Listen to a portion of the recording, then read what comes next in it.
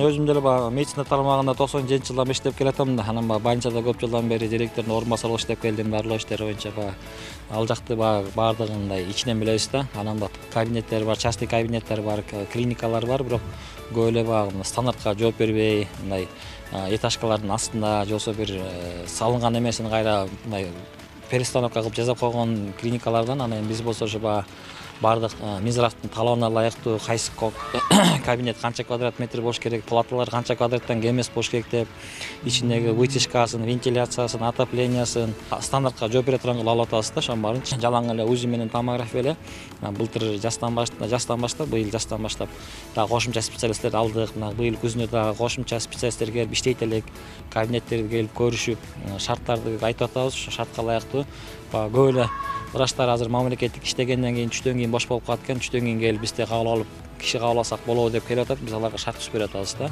Жеңилдетилген кредит катарында ошо пайыздык өлчөмү 4% болуп атат. Бул эми жылына бизге бир жеңил болгон экен. Банктарга кайрылсак 19-20%тен кем болбойт экен. Анан ал акчага биз иштеп таап кайра төлөш кичине кыйын болду. Биринчиден ошо пайыз арзан болду. Экинчиден мөөнөтү 5 жылга берип атат. Ай сайын төлөп кутулуп кеткенге дагы өстүндөй иштеп тапкан акчабыз менен каражат менен төлөгөнгө мүмкүнчүлүк жетет экен да. Пайдасы жакшы эле болуп атат. Буюрса ошону алсак, биз өзү эсептеп көрсөк, бизге жеңилдетилген дагы биз азыр мына стройка баштадык. Стройка учурунда биз только пайызын гана төлөйбүз. Где-то айына 45 000 сомдой эле. Анан 6 айдан кийин анан баягы льготный период деп коет экен. Ошо ченем бүткөндөн кийин анан процентин төлөп баштайбыз да. Ошондо бизге нар жагы жеңилирээк болуп калат экен да төлөгөнгө дачы.